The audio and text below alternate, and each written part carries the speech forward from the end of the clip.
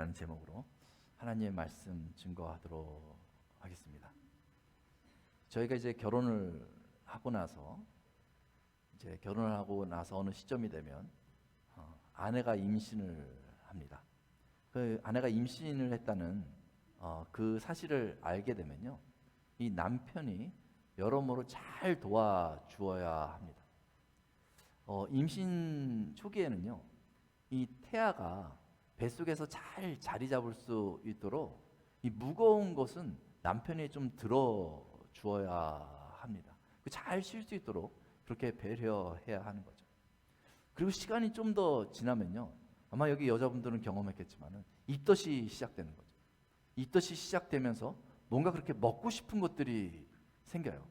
그러면 뭐가 먹고 싶다 하면 남편이 그 맛있는 것을 사다가 주어야 하는 것이죠. 저도 결혼한 지 3개월 만에 제 아내가 이제 임신을 했습니다. 근데 어느 날 제 아내가 홍어가 먹고 싶다고 그렇게 얘기하는 거예요. 원래 홍어를 못 먹었던 사람이거든요. 근데 갑자기 홍어가 먹고 싶다고 그러는 거예요. 근데 저는 유학 와가지고 저 조그만 도시에서 생활을 하니까 큰 한인마켓도 없고 이 홍어를 이제 구할 방법이 없는 거예요. 근데 제 아내가 원하니까 홍어를 좀 어떻게 구했으면 좋겠다. 그래서 제가 열심히 수소문을 했습니다. 그러다가 드디어 어디선가 그 홍어를 냉동해서 그 홍어를 통째로 냉동해서 판다는 이야기를 들었어요. 그래서 제가 얼마나 기뻤는지 몰라요. 그래가지고 제가 거기 가서 냉동 홍어를 딱 샀습니다. 제 마음에는요, 야, 진짜 나는 훌륭한 남편이야 뿌듯해하면서 그 냉동 홍어를 샀거든요. 근데 사실은 그 냉동 홍어를 산 다음에 아내가 먹고 싶으니까 그 다음에 요리를 해줘야 되잖아요. 근데 마음이 너무 뿌듯해가지고요, 제 아내한테 그 냉동 홍어를 그냥 사다 줬어요. 알아서 요리해 먹으라고. 지금 생각해 보니까요, 좀 후회가 되더라고요. 그때 근사하게 요리해 줬으면 더 좋아했을 텐데. 좀 미안한 생각이 들었습니다. 아내가 임신하고 나면요, 남편이 그 아내의 어려움을 이해하면서 배려해주고 그 아내를 도와주어야 하는 것이죠. 오늘 본문을 보니까요, 이 마리아가 임신했다는 사실을 요셉이 듣게 되었습니다. 그럼 이 요셉이라는 사람이 그 임신의 소식을 듣고 나서 기뻐해야 되고, 이제는 내가 어떻게 좀 잘 도와줘야 될까? 뭐 이래야 되지 않겠습니까? 그런데 오늘 성경을 보니까요, 요셉은 마리아가 임신했다는 이 소식을 듣자마자 큰 고민 가운데 빠지게 됐습니다. 어찌 보면요, 이 요셉은 마리아가 임신했기 때문에 그 마음에 큰 상처를 받았는지 모릅니다. 크게 실망했는지 모르겠어요. 왜 그랬을까요? 왜냐하면 아직 요셉은 정식적으로 마리아와 결혼하지 않았기 때문에 그래요. 약혼은 했는데 아직도 잠자리를 한 번도 해본 적이 없기 때문에 그래요. 그런데 마리아가 임신을 한 거예요. 그러니까 머리가 얼마나 혼란스럽겠어요. 저 여자가 가진 그 아기는 어떤 남자의 아기일까? 내 아이는 아닌 것 같은데 하면서 큰 혼란이 생겼던 거죠. 그래서 임신했다는 사실을 들었을 때 오히려 어떻게 도와야 되겠다라는 것이 아니라 관계를 정리해야 되겠다, 이런 생각을 했다고 성경은 이야기하고 있습니다. 관계를 가만히 끊어야 되겠다, 이런 마음을 먹었다고 마태복음 1장 19절에서는 이야기하고 있는 거죠. 약혼은 했지만 이 상태로 결혼할 수는 없으니까 갑자기 연락을 하지 않고, 만나자고 해도 만나주지도 않고, 이렇게 점점 거리를 멀리하면서 그 관계를 끊어버리려고 아마 이 요셉이 작정했던 것 같습니다. 이런 상황 가운데 얼마나 고민이 많이 됐겠어요. 딴 일들은 중요한 것들이 있겠지만은 항상 마음이 여기가 있겠죠. 이 문제를 어떻게 해결하지? 그러면서 계속 생각하고 또 생각하고, 어떻게 처신하는 것이 가장 의로운 처신일까, 바른 처신일까 하면서 계속 생각했던 것 같습니다. 그렇게 생각하면요, 이런 고민 가운데 계속 생각하면요, 잠이 안 와요. 이런 문제가 닥쳐왔을 때 해결할 방법이 별로 없는 것 같으면 잠이 안 오잖아요. 그 잠을 못 자고 막 생각했던 것 같아요. 그렇게 생각하다가 지쳐서 잠이 들었겠죠. 그렇게 잠이 들었는데 그 잠든 때에 그 꿈에 천사가 요셉에게 나타났다. 이렇게 성경은 말하고 있습니다. 그리고 20절에 이렇게 말하고 있습니다. 내 아내 마리아 데려오기를 무서워하지 말라. 그에게 잉태된 자는 성령으로 된 것이라. 꿈에 이렇게 천사가 나타나서 지금 상황을 설명해 주고 있는 거죠. 꿈에서 이 이야기를 들었을 때 얼마나 요셉이 더 당황스러웠을까요? 지금 마리아가 임신한 사실도 자기가 잠자리를 하지 않았는데 임신한 사실을 받아들이는 것도 어려운데 천사가 나타나서 이는 성령으로 된 것이니 데려오라고 명령을 하는 거예요. 꿈에서 깼을 때 요셉이 얼마나 혼란스럽고 힘이 들었을까? 이 상황이 이해가 안 됐을 것입니다. 그런데 그 꿈에서 천사가요 더 보충해서 설명을 합니다. 구약에 예언된 말씀을 인용해서 설명을 하는 것이죠. 그 23절에 보니까 구약이 이렇게 나와 있다. 보라, 처녀가 잉타하여 아들을 낳을 것이다. 이렇게 예언되어져 있다는 거죠. 성령에 의해서 잉태된 거니까 예언된 대로 처녀가 잉태된 것이 바로 마리아의 잉태니까 너는 지금 상황에 대해서 너무 걱정하지 말고 그 마리아를 데려와라. 이렇게 천사가 꿈에서 요셉에게 요구한 것이죠. 사실 여러분, 처녀가요 남자를 알지 못한 채로 그냥 혼자 자연스럽게 임신한다는 것은요 불가능한 일입니다. 일반적인 일이 아닌 거죠. 초자연적인 일인 거죠. 그런데 하나님께서 인류 역사상 단 한 번 예외를 두고 처녀가 그냥 혼자 있는데 임신하게 한 사건, 그 사건이 바로 요셉의 가정에 나타나게 하셨다는 거죠. 바로 처녀인 마리아가 예수님을 홀로 임신하게 된 것입니다. 이 사실이 요셉에게 너무 충격적인 일이었겠죠. 오늘날 저희는요 교회를 다니고 신앙생활하기 때문에 이것을 믿음으로 고백합니다. 아까 전에 저희가 사도신경으로 신앙 고백했지만 그 가운데 뭐라고 고백합니까? 동정녀 마리아에게 나시고 이렇게 신앙 고백하잖아요. 저희는 그걸 믿는 거예요. 아, 그렇지. 요셉과 상관없이 성령께서 마리아를 임신하게 해서 거기서 예수님이 태어나셨지.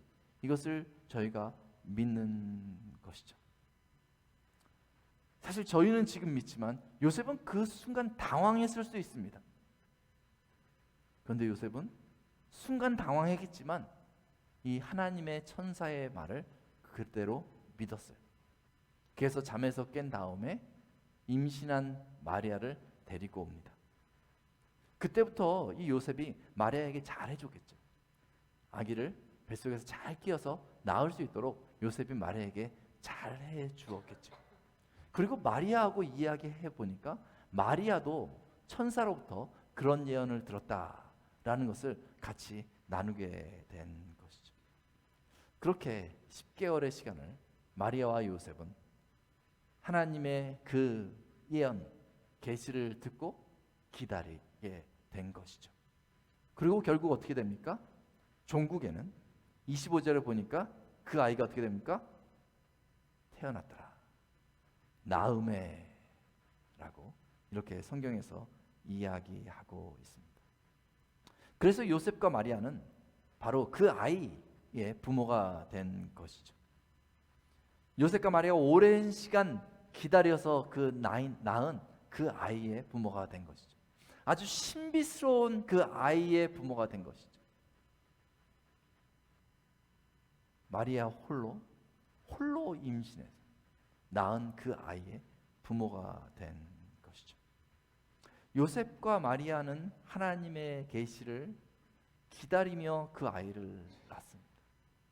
그런데 스페셜하게 하나님께서 계시하셔서 태어난 이 아이는요, 요셉과 마리아만 기다렸던 아이가 아닙니다.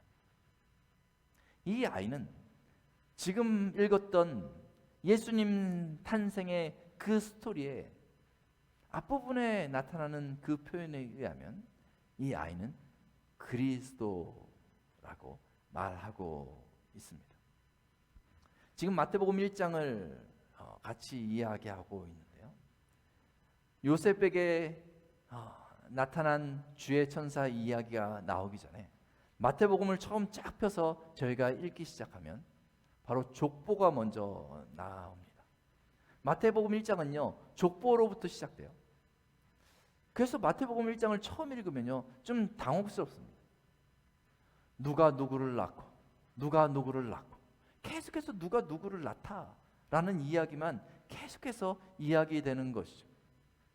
그래서 왜 신약 성경의 처음은 누가 누구를 낳다라는 이 내용을 집어넣었을까? 왜 이것이 중요한 이야기일까 하면서 질문을 갖게 될 때가 있습니다. 누가 누구를 낳고 이런 것들을 계속 읽으면 별로 재미가 없어요. 그래서 왜 이게 신약 성경에 그 처음에 이렇게 나올까라고 저희가 질문해 볼 수 있습니다. 그런데 마태복음 1장의 시작이 이렇게 되고 있어요. 이 족보의 이야기를 기록한 이유가 마태복음 1장 1절에 기록되어 있는데 뭐라고 나오냐면 아브라함과 다윗의 자손 예수 그리스도의 계보라라고 이렇게 말하고 있는 것이죠. 그러니까 이 족보는 누구로부터 시작해서 누구에게까지 기록된 족보입니까? 바로 아브라함으로부터 시작해가지고 예수 그리스도의 나심까지 표현하고 있는 그 족보를 마태복음 1장에 기록하고 있는 것이죠. 그 오랜 시간 그 족보에 나오는 사람들이 결국 하나님께서 이 세상을 구원하기 위해서 보내실 그 그리스도를 기다려왔다는 것을 이야기하고 있는 것입니다. 모든 인류가 죄악 가운데 죽게 되었을 때에 하나님께서 한 사람을 선택하십니다. 바로 아브라함이라는 그 한 사람을 택하십니다. 그리고 그 한 사람에게 약속하십니다. 내가 내 자손을 별과 같이 많게 하겠다. 그리고 내 자손을 통해서 모든 만민이 복을 받게 하겠다라고 약속하십니다. 아주 오래전에. 그리고 아브라함은 그 별과 같은 자손을 다 보지 못하고 죽습니다. 하지만 자손을 낳고 죽습니다. 그리고 그 아들은 또 그 약속을 받습니다. 그런데 그 약속이 성취되는 것을 보지 못하고 죽습니다. 하지만 자녀를 낳습니다. 그렇게 계속해서 낳고 그리스도가 오시라는 약속은 있지만 그 약속이 성취되는 것을 보지 못하고 죽고 자녀를 남기고 또 죽고 또 낳고 그렇게 오랜 역사가 흘러왔다는 거예요. 인류 구원에 향한 하나님의 계획, 하나님의 약속만 남은 채 계속해서 흘러온 것이죠. 그 가운데 아브라함의 자손들은 이스라엘이라는 나라를 이루었지만 결국 나라를 빼앗기고 다시 그들은 그리스도께서 오시라라는 그 약속 하나를 붙들고 계속 기다렸던 거예요.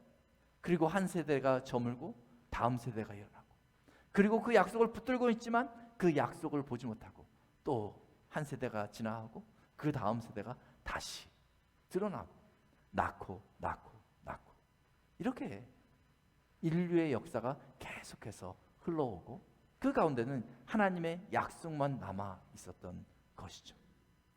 그런데 그 결국 오늘 누가 나십니까? 바로 그리스도께서 나셨다라고 성경은 말씀하고 있는 것입니다. 하나님의 약속, 그 구원의 약속은 오랜 시간이 걸릴 수 있지만 종국에는 그 약속이 성취되었다는 것을 예수님의 나심을 통해서 보여주고 있는 것입니다. 아주 특별한 나심이기 때문에 그냥 행복한 가정에서 부부 관계 속에서 아이가 태어난 것이 아니라 이 세상에서는 있을 수 없는 그 유일한 방법으로 그리스도께서 이 세상에 태어나신 거예요. 동정녀 마리아 처녀의 몸을 빌어서 하나님께서 이 세상을 구원하시기 위해서 보내신 그 그리스도께서 태어나신 것입니다. 그래서 그 예수님의 나심을 보면서 저희는 생각해야 될 것이 바로 하나님의 구원의 약속은 성취된다는 것입니다. 시간이 오래 걸릴 수 있습니다. 그러나 하나님의 구원의 약속은 변함이 없으십니다. 그리고 이 땅의 방식이 아닌 하나님의 방식으로 분명하게 이루어집니다. 2000년 전에 예수님께서 이 세상에 태어나시면 다시 오실 그 예수 그리스도를 바라볼 수 있는 소망이 되는 것입니다. 그 예수님께서 구원의 길을 여시고 나서 하늘로 올라가신 후에 다시 오시리라. 그리고 구원을 완성하리라 라고 우리에게 선언하시고 가셨습니다. 그리고 또 낳고 세월이 흘러 지금까지 온 것이죠. 그런데 그 하나님의 말씀이 약속이 있지만 아직 예수님께서 당장 내려오지 않아서 답답할 때가 있습니다. 내 인생이 이렇게 힘이 드는데 하나님의 구원이 내 앞에 당장 보이지 않는 것 같아서, 하나님의 도움이 당장 내 앞에 있는 것 같지 않아서 실망할 때가 있습니다. 그러나 하나님께서 우리에게 약속하신 그 약속은 분명하게 성취가 됩니다. 이 세상이 더 악해져 가고 이 세상이 하나님으로부터 점점 멀어진다 할지라도 하나님의 약속은 변함없이 분명하게 이루어질 것입니다. 크리스마스를 맞이하여서 예수님의 나심을 생각할 때마다 다시 오실 그 예수 그리스도, 온전하게 이루실 그 하나님의 구원을 소망하시는 여러분 되시기를 예수님의 이름으로 축원합니다. 천사가 요셉에게 나타나서 아이를 낳을 것이다 말씀하십니다. 그런데 아이를 낳을 것을 천사가 이야기해 주는 것뿐만 아니라 꿈에 보니까 그 아이의 이름까지 이야기를 해 줍니다. 마태복음 1장 21절을 보니까 아들을 낳으리니 이름을 예수라 하라, 이렇게 이름을 가르쳐 줘요. 그런데 그 아이의 이름을 요셉한테만 가르쳐 주는 게 아닙니다. 마리아에게도 누가복음에 보니까 똑같이 얘기합니다. 내가 잉태하여 아들을 낳으리니 그 이름을 예수라 하라, 이렇게 가르쳐 줘요. 얼마나 두 사람이 만났을 때 놀랐겠어요. 아마 두 사람이 만났을 때 뭐 꿈 얘기를 이렇게 하지 않았겠어요? 아, 이렇게 주의 천사가 나타나서 아이를 낳을 거라고 얘기를 해줬다고. 근데 성령에 의한 아이라고 이렇게 얘기했다고 하면서 뭐 얘기를 하다가 근데 아이의 이름까지 가르쳐줬다고. 당신도 그랬냐고. 나도 그러는데 혹시 그 이름이 뭐냐고 딱 했더니 예수라는 거예요. 나한테도 그랬는데. 깜짝 놀랐을 거예요. 아이의 이름이 예수다. 예수님의 이름은요 그렇게 정해진 거예요. 마리아와 요셉이 만나가지고요, 아이고 아이를 낳을 거라고 그러는데 우리 이름을 뭐라고 할까, 이렇게 상의한 것이 아니라요. 꿈에서부터 천사로부터 들은 거예요. 그 아이의 이름은 예수라 하라, 이렇게 들은 것이죠. 예수, 그 이름의 뜻은 무엇입니까? 오늘 본문을 보니까 그가 자기 백성을 그들의 죄에서 구원할 자이심이라, 이렇게 말하고 있어요. 그러니까 예수님의 이름 자체가요, 자기 백성을 그들의 죄에서 구원할 자이시다, 이런 뜻을 가지고 있는 거예요. 그 이름에는요 예수님의 삶의 목적이 들어가 있는 거죠. 그러니까 예수라는 이름을 가진 그 예수님, 동정녀 마리아에게 낳아진 그 아이는 평생 이제 하나님의 백성들이 그들의 죄로부터 벗어나서 구원받게 하는 그 일을 예수님은 하셔야 하는 것이죠. 쉽게 말하세요, 예수님이 이 땅에 오신 이유는요 모든 사람을 구원하러 오셨다는 거예요. 죄로부터 구원하러 오셨다는 거예요.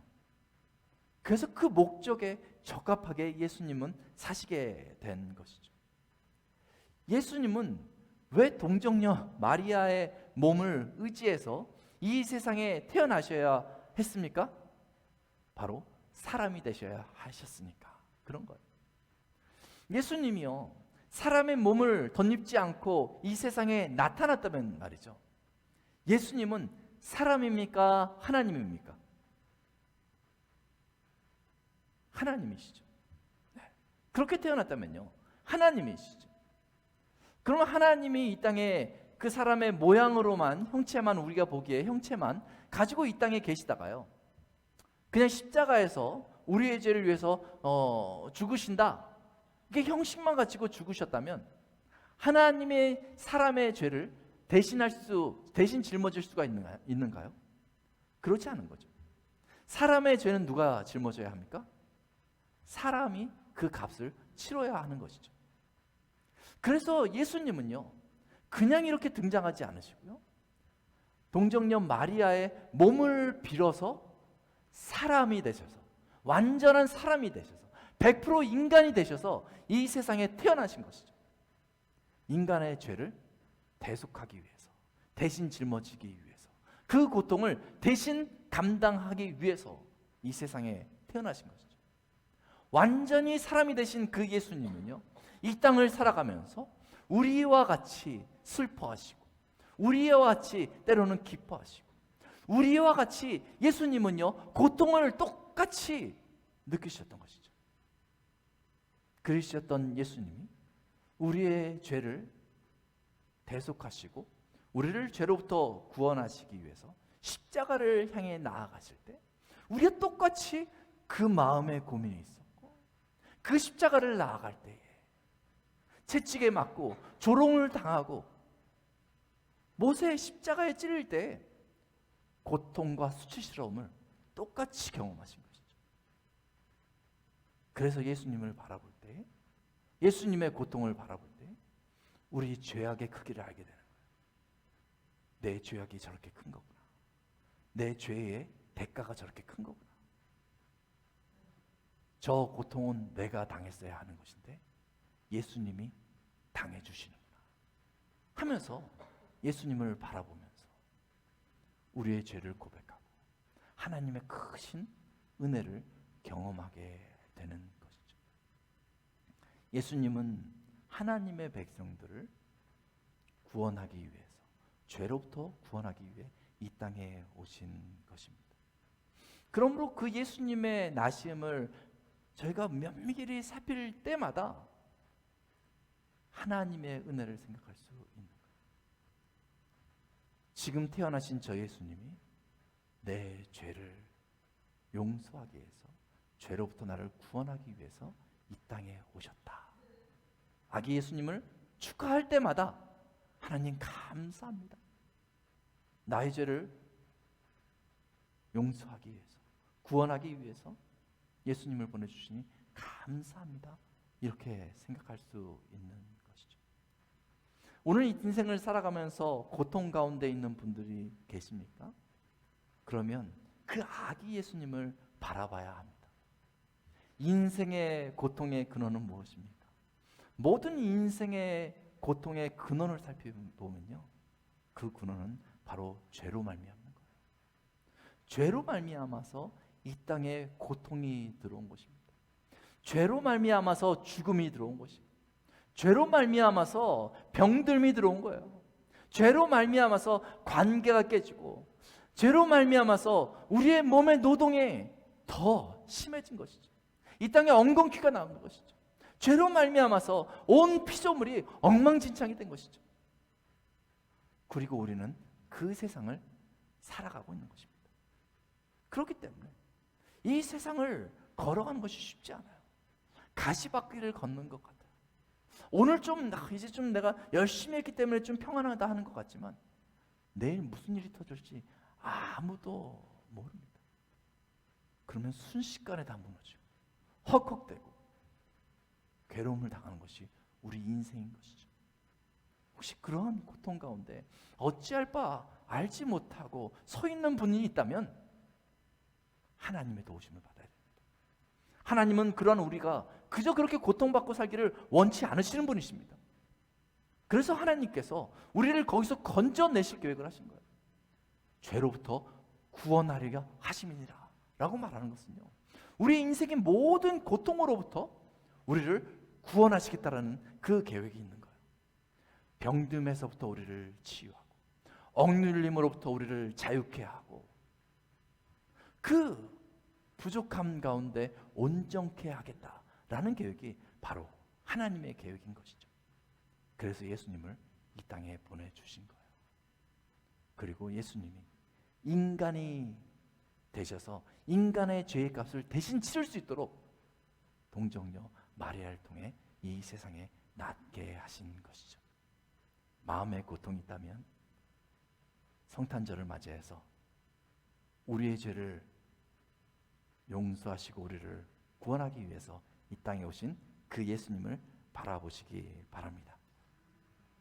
이 천사는 예수님의 이름을 요셉에게 가르쳐 줬을 뿐만 아니라 어찌 보면 예수님의 별명까지 요셉에게 말을 해 줍니다. 예수님의 별명이 무엇입니까? 1장 23절을 같이 한번 읽어보도록 하겠습니다. 1장 23절을 보니까 이렇게 말하고 있습니다. 보라, 처녀가 잉태하여 아들을 낳을 것이요 그의 이름은 임마누엘이라 하리라 하셨은즉 이를 번역한즉 하나님이 우리와 함께 계시다 함이라. 이 별명 같은 이름이 뭐예요? 임마누엘이라는 거예요. 예수님의 그 별명 같은 이름을 딱 불러요. 임마누엘 하면 그 뜻이 뭐예요? 하나님이 우리와 함께 하시다. 그렇게 볼 수 있는 것이죠. 예수님의 나심의 그 핵심은요, 바로 하나님이 우리와 함께 하시다는 것을 드러내기 위한 것이죠. 하나님은요, 한시도 사람들을 떠난 적이 없습니다. 하나님은요, 오늘도 우리와 함께 계시는 것이죠. 그런데 왜 사람들이 하나님이 아니 계신 것처럼 행동합니까? 바로 죄 때문에 그 눈이 가려워지면요, 하나님을 보지 못하는 거예요. 그래서 허전한 마음에 하나님을 만나고 싶은데 하나님을 만나지 못하니까, 하나님의 도움을 얻지 못하니까, 하나님의 공급을 받지 못하니까요, 배회하기 시작하는 거예요.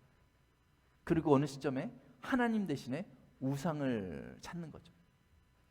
사람들이 눈이 어두워지니까요, 더 이상 하나님을 의식하지 못합니다. 그리고 자기 마음대로 사는 거예요. 하나님께서는 그러한 사람들을, 헉헉대는 그 사람들을 구해주시기 원하셨던 거예요. 저들이 나를 직접 볼 수 있어야 되겠다. 그래서 하나님이 누구를 보내십니까? 바로 예수님을 보내주신 거예요. 예수님이 인간이 되신 것이죠. 하나님이신 그 예수님이요, 인간이 되신 것입니다. 처녀 마리아의 몸을 통해서 하나님이 인간이 되신 것이죠. 예수님이 이 세상에 인간으로 태어나셔서 사람들이 그 예수님을 바라봅니다. 그때 사람들이 무엇을 볼 수 있습니까? 하나님을 볼 수 있게 된 거죠. 예수님은요, 100% 완전한 사람이세요. 그런데 예수님은요, 그 순간 100% 완전한 하나님이신 것이죠.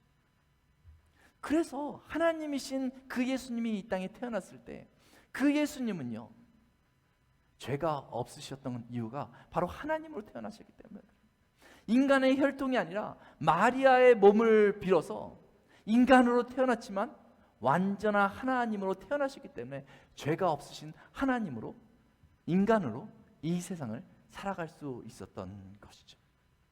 그래서 십자가에 나아가셨을 때 인간으로서 우리의 죄를 짊어지시고 십자가에 돌아가셨지만 하나님이시기에 전혀 죄가 없으신 상태로 십자가에 죽으셨기 때문에 인간의 죄를 대속하실 수 있었던 거예요.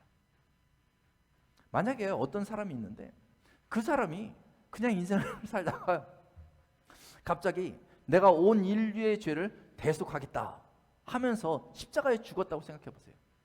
그러면 그 사람이 다른 사람의 죄의 값을 대신 치러줄 수 있나요?